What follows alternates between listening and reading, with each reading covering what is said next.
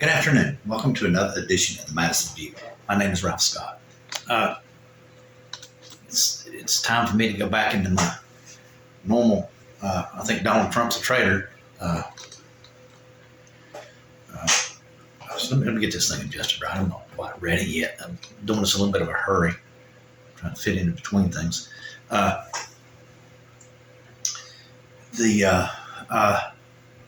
I've learned that there is a video out there that's in Europe somehow or another that was following Roger Stone around after the election. And it shows like 2 days before the election, he was wanting to do fake electors then. And then it showed in the video him somehow or another behind cameras or behind TVs or something, commenting that Donald Trump should have went to the Capitol with the rioters. That's the reason why he failed to do what he was trying to do. So I think that pretty much states it right there that Donald Trump's guilty. You know, and I would think that I think his name is Jack Smith. I think right off the top of my head, I forget. Should be able to introduce that in evidence in court. I mean, against Donald Trump to show right then and there Donald Trump was trying to take over the country. You know, and to kind of go back over my whole entire theory about what was going on is that I think that Republicans testing the system have found out that there is voter fraud. That, you know, because like I told you, Mark Meadows voted twice. I mean, that's proven fact. And I can't remember what they made him do. I can't remember. He had to pay some kind of fine or he lost his office or something. I don't remember what happened.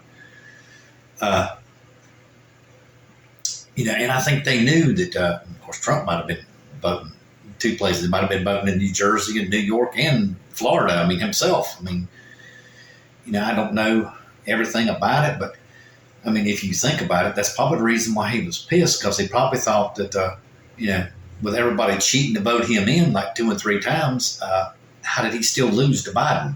You know, he was just, of course, he's a megalomaniac, but, you know, he also thinks he's the only one who can solve all our problems, which again goes back to the foundation of our country. Just like my forefather said, James Madison, or my grandfather, really the best way to say it, his arrogance is one of the fundamental things that you have to overcome in a political system to get the country to work correctly. You have to overcome arrogant people somehow or another. But anyway, let me kind of retouch on this. I'll touch back on that here in just a minute. But you see the arrogance of the right now. Okay, Donald Trump. But this is how I see things. This is what I would call what I think is the right manifesto, right wing's manifesto.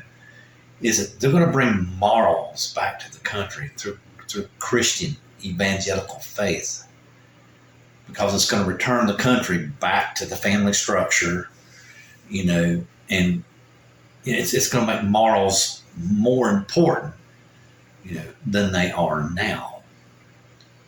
But here's the thing, in their opinion, those are the morals that are what's throwing this country asunder, in their opinion.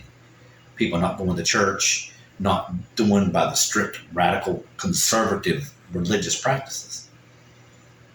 But here's the thing. The left feels the exact same way. They feel like that the country's going, you know, to hell in a handbasket, because they don't believe on the right, good Christian morals. Because if you go read the Bible, and the way I read my Bible is that Jesus was a liberal, and this country was founded on liberal principles. Basically, in my opinion now, the radical right has lost the basic fundamental moral principle that this country was founded upon. They don't think so, but they have. Okay, this is my opinion. They have lost the basic fundamental moral principle this country was founded upon. Liberal acceptance. The Stoics called it cosmopolitan. You need to accept people. You do not need to think that you are the most perfect person in the world and you have the solution to all problems, because a democratic society is not done like that. A democratic society takes ideas from the left and takes ideas from the right and puts them together, just like a puzzle, to get to the best solution of a problem. That's exactly how I see the arguments of both sides. I listen to both sides. Okay, and like I see, what I see basically is a picture on a puzzle on a table with all the pieces scattered, and you got to put those pieces together in order to solve the puzzle. And I think a lot of people on the right and also on the left have lost perspective of that. It's where I told you that the battle between the left and the battle between the right is useless. It's frivolous, because no man or woman is perfect. They do not have a correct idea every time it comes out of their mouth. You do not have the perfect solution to every problem in your life. If you did, you would never ask for advice or help. You know what I'm saying? It doesn't mean that you can't have an opinion, and you should voice it, but it doesn't mean it's right on both sides. And see, that's where our politicians have failed us. Our politicians need to listen to the left and the right and put together the puzzle correctly in order for us to go forward as a country. And that's the reason why I'm sitting in the chair talking the way I am right now, because I feel like that our politicians have failed us on both sides, not just one side. Okay. I think that, without, of course, the American public isn't, because they always seem to be voting just a little bit more conservative on the Democratic Party and a little bit liberal on the Republican Party, but not here lately. They've been going a little more conservative on the Republican Party than on what I like. But again, I think that's just part of the political cycle of the country. We go conservative to liberal, conservative to liberal. It's just normal society, I think. I don't think it's anything less. Just the biggest thing that's got to be careful about electing the treasonous traitor, to office again. And there's a lot of, states like California and I think Mexico, or I can't remember who all, that want to disqualify Trump for running for office under the 14th Amendment in the United States. And a lot of people will say that, the 14th Amendment is meant for, the Civil War, the Confederacy, the people that were involved in the Confederate government couldn't go into the to the U.S. government because they committed treason. Well, right now, Donald Trump is basically accused of treason. And, a lot of times when a man or a woman is awaiting a trial, when they're being accused of a crime, they'll get suspended from their job, that kind of thing. So basically, I think it's pretty normal procedure to not let Donald Trump run for president. If he is cleared, through trials, proven innocent, then he should go back to running. He should. There's no ifs, ands, or buts about it. But the man committed treason. You just have to get a hold of that video that's circulating around. I reckon, from what I understand, the guy had a heart attack and did it. He evidently, they must have hired him to show off, to the world that they made history that day or something like that. And maybe even he was in on it. I don't know. Maybe, because it seems awful funny. It was filming certain things. It was almost like a Nazi propaganda reel from what little bit I saw. I'm not going to, I don't really know for sure, but that's just my opinion. But I would think that someone can get a hold of it, and if it's available for public copies, and could they not subpoena him to give him that video? I understand that it's artistic work and all that kind of stuff, but this is national, a matter of national security, and it should be take a back seat to art, because it's just my opinion. I from what I saw of the video, I saw about 15 minutes, and it took me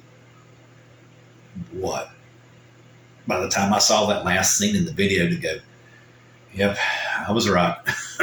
I felt very comfortable in my analogy just by sitting watching on the couch of TV and reading and all that stuff, what Donald Trump was trying to do. I felt like all the pieces were falling into place, that the man was trying to overturn the election. And, with the final draw going to be Mike Pence declared the election null and void, Trump would have stepped in and declared himself president until all votes were counted, and they would have just delayed them and delayed them and delayed them. Oh, we're going to have to redo the system. See what I'm saying? He would have basically just been the dictator then. That's kind of what Hitler did. I mean, Hitler took the laws of the land and kind of turned them to his favor, and eventually he became the dictator.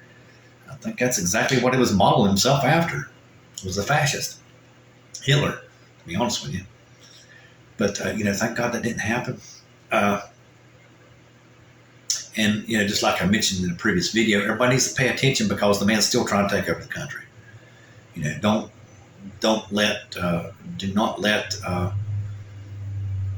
not live with your eyes shut. I think that's the way it's the old saying, the old axiom. I can't remember right off the top of my head because you might bump into the wall or walk off the cliff. I can't remember the exact way it goes. To keep your eyes open, I think that would be what it's called nowadays, woke culture.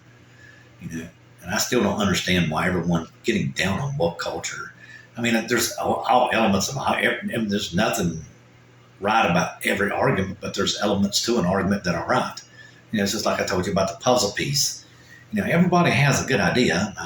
I'm not saying every idea that comes out of their mouth is great, because I don't think it is.